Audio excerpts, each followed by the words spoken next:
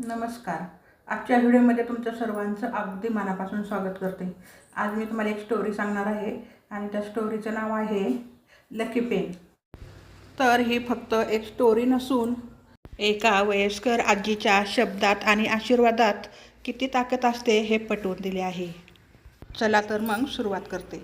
मुंबईतील दादर स्टेशनजवळ छोटीशी कॅफे. संध्याकाळचे 7 वाजले होते. बाहेर पावसाची हलकी सर सुरू होती. आत खिडकीजवळ प्रिया बसली होती. समोर नोट्सचा ढीग आणि एक पेन. प्रिया UPSची तयारी करत होती. 2 वर्षे मेहनत केली होती, पण मुख्य परीक्षा जवळ येताच तिच्या मनात भीतीचा भयंकर डोंगर उभा राहिला होता. प्रिया हुशार होती. उत्तम लेखनाची स्टाईल अप्रतिम होती.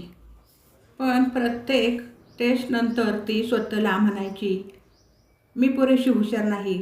जर मी फेल झाले तर हात थरथरायचे.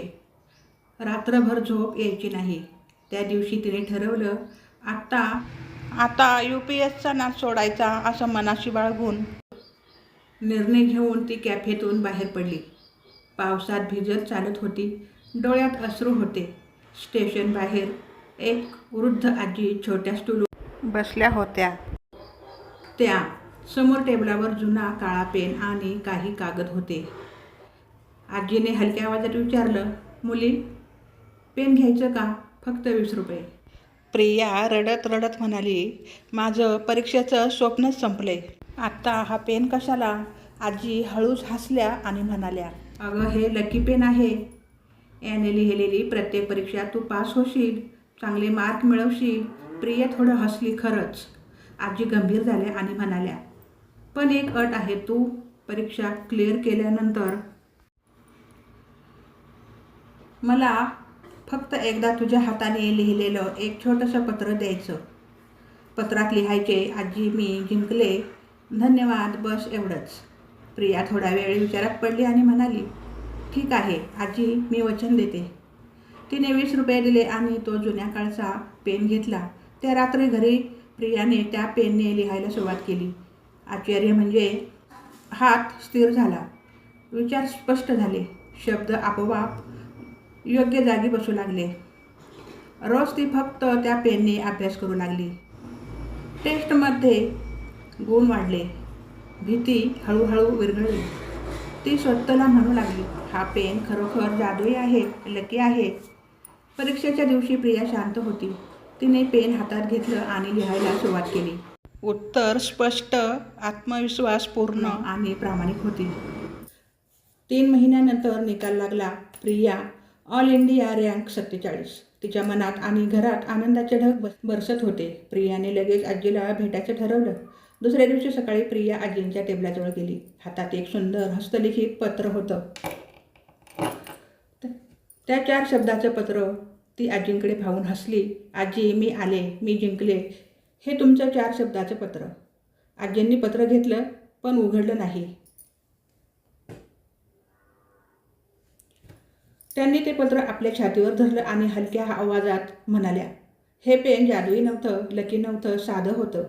मी स्वतः 40 वर्ष टायपिस्ट म्हणून काम केलं. हा पेन माझा होता, पण मी कधीही परीक्षा दिली नाही. प्रिया स्तब्ध. आजी पुढे म्हणाल्या, तू जिंकलीस कारण तुझ्यात क्षमता होती. पेनने फक्त तुला स्वतःवर विश्वास ठेवायला लावला. ही तर मनाची खरी जादू. आजींनी पत्र अजूनही छातीवर धरलेलं होतं. त्यांच्या डोळ्यात अश्रू होते. खरं सांगू का मुली, माझी एकुलती एक मुलगी होती ना, नेहा. तीही UPSची तयारी करत होती.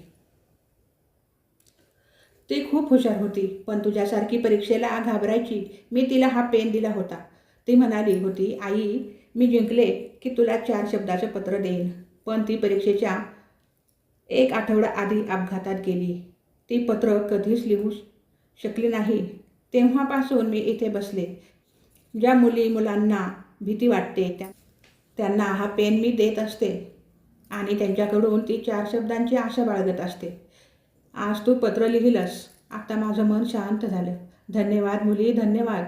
आजीने रडत रडत प्रियाला मिठी मारली. प्रिया ही रडत होती. तिने आजींना घट्ट धरलं आणि हलक्या आवाजात म्हणाली, आजी, मी तुमची नेहा नाही, तर आजपासून मला तुमची मुलगी समजा. आज प्रिया IAS अधिकारी आहे. ती अजूनही त्या जुन्या पेनने महत्त्वाचे नोट्स लिहिते आणि प्रत्येक वर्षी ती आजींकडे जाते 2 पत्र घेऊन. एक स्वतःचं आणि दुसरं नेहाच्या नावाने. शेवटी काय तर भीती मनात असते. आत्मविश्वास हा सर्वात मोठा लकी चार्म आहे. जिंकण्यासाठी जादू नको, तर स्वतःवर विश्वासाने एखाद्या प्रेमळ आणि प्रेरणादायी व्यक्तीच्या आशीर्वादाची गरज असते. व्हिडिओ आवडला असेल तर चॅनलला लाईक, शेअर, सबस्क्राईब करा.